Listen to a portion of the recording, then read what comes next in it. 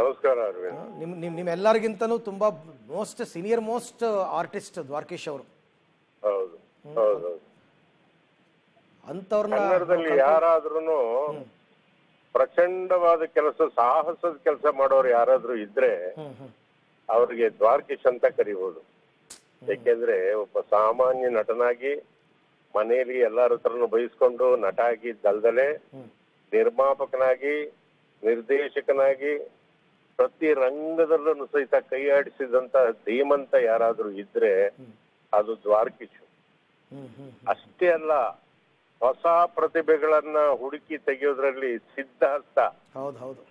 ಉದಾಹರಣೆ ಹೇಳಬೇಕು ಅಂತಂತಂದ್ರೆ, ಒಬ್ರು ಸಿದ್ಧಲಿಂಗಯ್ಯನವ್ರನ್ನ ತಂದಿದ್ದೆ ದ್ವಾರಕೀಶ್ ಅವರು, ಒಬ್ಬ ಭಾರ್ಗವ ಅವ್ರನ್ನ ತಂದಿದ್ದೆ ದ್ವಾರಕೀಶ್ ಅವರು. ಇಬ್ರು ಎಂತೆಂತ ಚಿತ್ರಗಳನ್ನು ಕೊಟ್ರು. ನನಗೊಂದು ಖುಷಿ ವಿಷಯ ಏನು ಅಂತಂತಂದ್ರೆ, ಸಿದ್ಧಲಿಂಗಯ್ಯನವ್ರ ಶಿಷ್ಯ ನಾನು. ಸಿದ್ಧಲಿಂಗಯ್ಯನವ್ರಿಗೆ ಪ್ರಪ್ರಥಮವಾಗಿ ಬಿ ವಿಠಲಾಚಾರ್ಯ ಅವ್ರ ಹತ್ರ ಇವರು ಸಹ ನಿರ್ದೇಶಕರಾಗಿದ್ರು, ಇವರು ವಿಜಯ್ ಅವರು.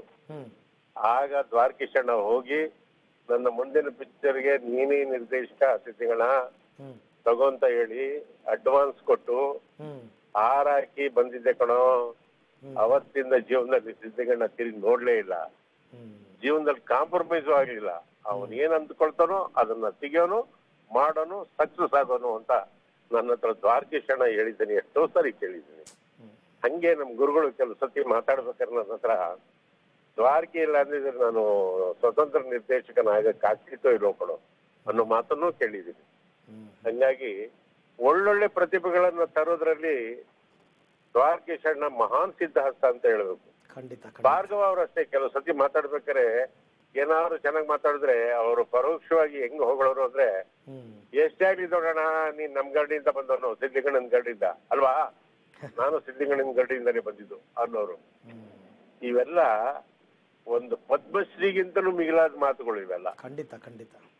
ಹಂಗಾಗಿ ನನಗೆ ಇವತ್ತು ಅರವಿಂದ್, ನನಗೊಂದು ಎಲ್ಲೋದ್ರೂ ಸಹಿತ ನನಗೆ ಜ್ಞಾಪಕಕ್ಕೆ ಬರುವಂತದ್ದು ಅಂದ್ರೆ, ಒಬ್ರು SP ಬಾಲಸುಬ್ರಹ್ಮಣ್ಯಂ, ಒಬ್ರು ದ್ವಾರಕೀಶ್ ನಡುವೆ ನಾನು ಪಾತ್ರ ಮಾಡುವಂತ ಯೋಗ ಸಿಕ್ತು ನನಗೆ. ಹಂಗಾಗಿ ಸಾಯಿ ಪ್ರಕಾಶ್ ಅವರು ನಿರ್ದೇಶನ, ಸೋಮನಹಳ್ಳಿ ಒಳಗೆ ಶೂಟಿಂಗ್. ಅವಾಗ ಸೋಮನಹಳ್ಳಿ ಇದ್ರೆ ತುಂಬಾ ದೂರ. ಅವಾಗ ಇವಾಗ ಅದು ಬೆಂಗಳೂರಲ್ಲಿ ಒಂದು ಬಡಾವಣೆ ಆಗಿದೆ, ಆ ವಿಷಯ ಬೇರೆ. ಅವತ್ತು ಹೇಳಿದ್ರು SP ಬಾಲಸುಬ್ರಹ್ಮಣ್ಯ ಅವರು, ನನ್ಗೆ 11 ಗಂಟೆಗೆಲ್ಲ ಕಳ್ಸ್ಕೊಡ್ಬೇಕು ಪ್ರಕಾಶ್ ಅವರೇ, ನಾಳೆ ನನ್ಗೆ ರೆಕಾರ್ಡಿಂಗ್ ಇದೆ ಅಂತ. ಅಂತ ಸಂದರ್ಭದಲ್ಲೂ ಸಹಿತ ರಾತ್ರಿ 11:30 ಹೋಗ್ಬೇಕು ಅನ್ನೋರು 3 ಗಂಟೆವರೆಗೂ ನಾನು ದ್ವಾರಕೀಶ್ ಅಣ್ಣ SP ಬಾಲಸುಬ್ರಹ್ಮಣ್ಯಂ ಅವರು ಪಾತ್ರ ಮಾಡಿದೀವಿ ಅಂದ್ರೆ ಮೈ ಮರ್ತು ಪಾತ್ರ ಮಾಡಿದ್ವಿ. ಆಮೇಲೆ ಕೊನೆ ರಾತ್ರಿ 3:30 ಬಂದು ಪ್ಯಾಕಪ್ ಅಂತ ಅವ್ರು ಹೇಳಿದಾಗ, ಅವಾಗ 3:30 ಆಗಿದ್ಯಾ, ಮೈ ಗಾಡ್ ಅಂತ ಹೇಳ್ಬಿಟ್ಟು ಎಲ್ಲ ಬಂದ್ವಿ. ಮರೆಯಕ್ ಸಾಧ್ಯನೇ ಇಲ್ಲ.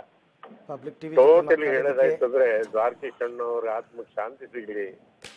ಇನ್ನೊಮ್ಮೆ ಮತ್ತೊಮ್ಮೆ ಮರುಜನ್ಮ ಅಂತ ಇದ್ರೆ ದ್ವಾರಕೀಶ್ ಅಂತ ಧೀಮಂತ ಕನ್ನಡ ಚಿತ್ರರಂಗಕ್ಕೆ ಬರಲಿ. ಯಾಕೆಂದ್ರೆ ಏನು ಇಲ್ದಲೇ ಇರುವಂತ ದಿವಸಗಳಲ್ಲಿ 4 ಭಾಷೆಯಲ್ಲಿ ಚಿತ್ರ ಮಾಡಿ ಆಫ್ರಿಕಾದಲ್ಲಿ ಶೀಲಾ ಅಂತ ಹೊರದೇಶಕ್ಕೆ ಕರ್ಕೊಂಡೋಗಿ ಎಲ್ಲಾ ನಟರನ್ನು ಮಾಡ್ತಿದ್ದು.